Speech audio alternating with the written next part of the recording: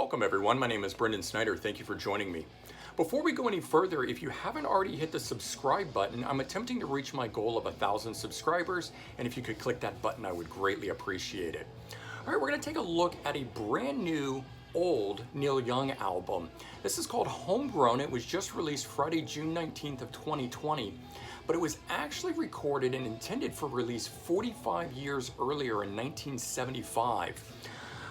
It's part of the Neil Young Archives campaign that he's been doing, which is really great, getting some of these previously unreleased albums out into our hands. He certainly has a ton of unreleased material that he's recorded in different versions of things, so it's great to finally be getting this album that was a fully compiled, ready-to-go album, but then shelved and sat on the shelves for those 45 years. So in order to understand the album itself, it's got kind of a convoluted history to it, and I want to run through it to help explain where it fits within the catalog.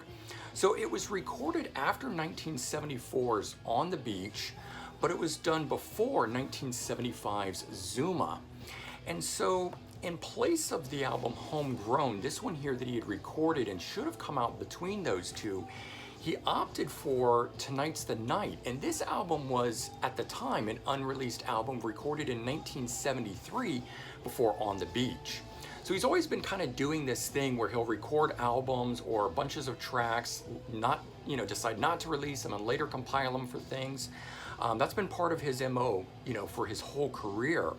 So it's nothing new on this. It's been reported that there was over 30 songs recorded between June of 1974 and January of 1975 that were eventually compiled to make this album Homegrown. My opinion is the material's largely acoustic based and very personal. Eventually Young feeling it was too personal and deciding to shelve the album. Further confirming that was that he had done a listening party where he played the albums Homegrown and Tonight's the Night back to back, and the response was stronger for Tonight's the Night, so he ended up going with that album. However, the album Homegrown was so close to being completed that album art was already done for it. And so what you're seeing here is not newly created art, but actually the original art that was done back in 1975 for it. I always like it when albums get that far to track listings, album art, everything, so that you kind of know what it is. And it's been fun knowing about this album for those past 45 years on it. Young has said that this album is the missing link to or between albums Harvest, Comes a Time, Old Ways, and Harvest Moon. So if you know those albums, you kind of get an idea of what this album is about.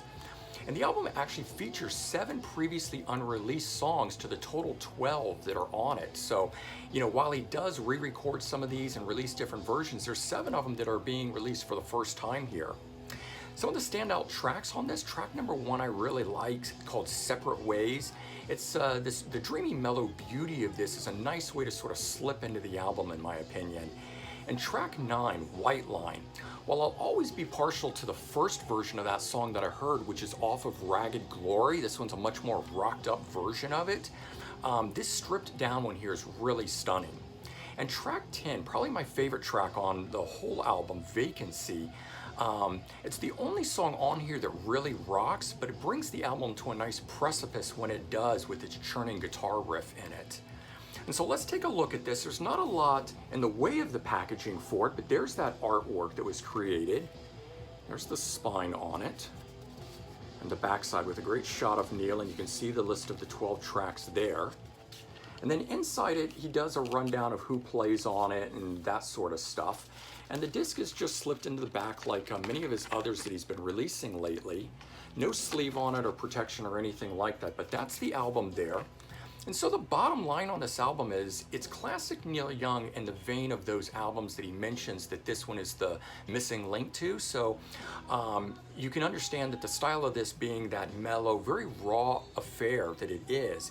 But each track grows into the next one on it, sort of building, making it have this really large overall feel by the end of the album. My only negative comment is that there's a spoken word track called Flora right in the middle of the album, and for me it breaks the pace of it, and I'm not really sure what he was trying to accomplish with it, and it seems a little out of place in the album itself. I would have preferred it to having been either as an opener or as a closer on the album. But that being said, there's still 11 really strong tracks on here that I think it's well worthwhile adding this to your collection. All right, I hope you enjoyed this, and if you did, please remember to comment, like, and subscribe. Let me know your thoughts, and I hope everyone has a great day. Take care. Bye-bye.